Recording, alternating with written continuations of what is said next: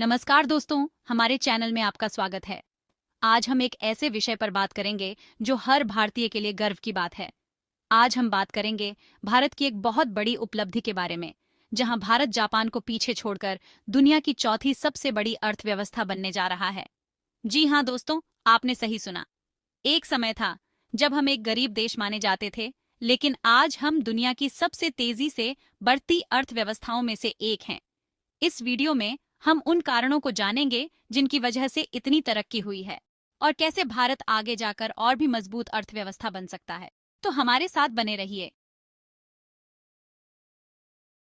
दोस्तों, पिछले कुछ सालों में भारत की अर्थव्यवस्था में बहुत तेजी से वृद्धि हुई है। एक समय था जब हमारी अर्थव्यवस्था धीरे धीरे आगे बढ़ रही थी, लेकिन आज स्थिति बिल्कुल अलग है।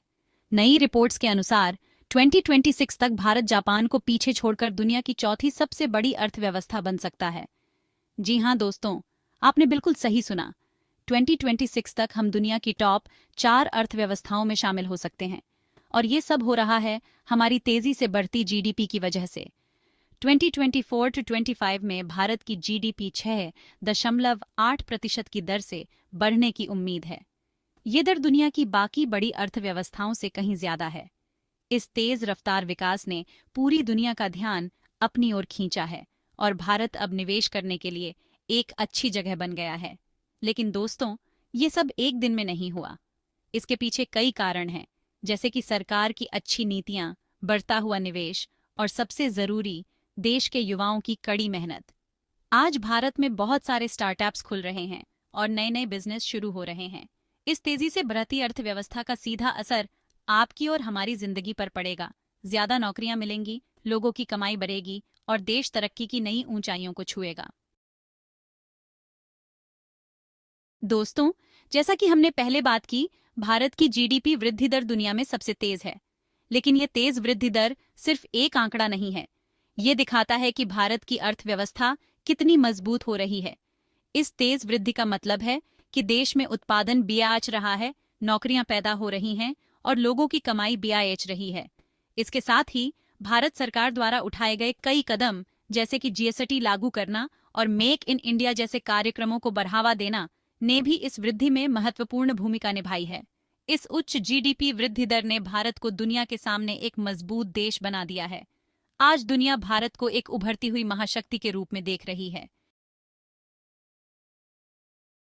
दोस्तों, भारत की सबसे बड़ी ताकत उसकी युवा आबादी है। आज दुनिया की सबसे बड़ी युवा आबादी भारत में है और ये युवा पीढ़ी ही भारत की अर्थव्यवस्था को नई ऊंचाइयों पर ले जा रही है। ये युवा मेहनती, ऊर्जावान और नई तकनीक को अपनाने के लिए हमेशा तैयार रहते हैं। यही कारण है कि आज भारत में स्टार्टअप्स की बाढ़ सी आ गई है। ये युवा पीढ़ी सिर्फ नौकरी करने में विश्वास नहीं रखती, बल्कि खुद नौकरियां पैदा करने का जज्बा भी रखती है। इसके साथ ही भारत सरकार शिक्षा और कौशल विकास पर ध्यान दे रही है, जिससे युवाओं को आगे बढ़ने में मदद मिल रही है। भाग 4। दोस्तों, भारत की इस अभूतपूर्व आर्थिक प्रगति के पीछे सरकार की अच्छी नीतियां भी एक महत्वपूर्ण कारण हैं। Make in India, digital India, skill India जैसे कार्यक्रमों ने निवेश और रोजगार को बढ़ावा दिया है।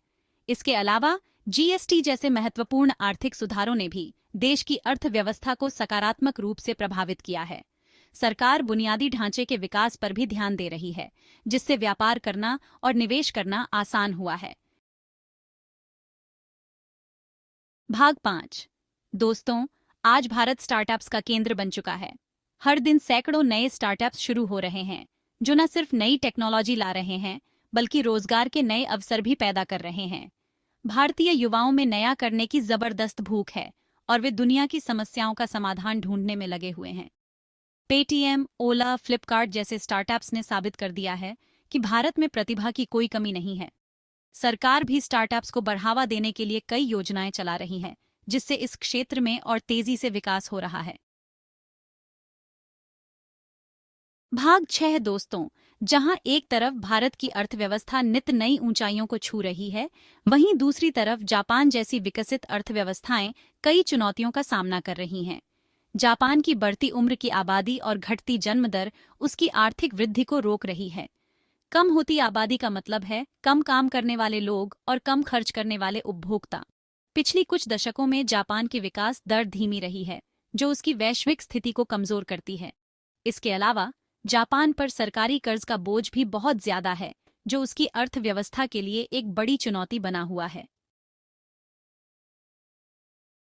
आखिर में दोस्तों, जैसा कि आपने देखा, भारत एक उज्जवल भविष्य की ओर अग्रसर है।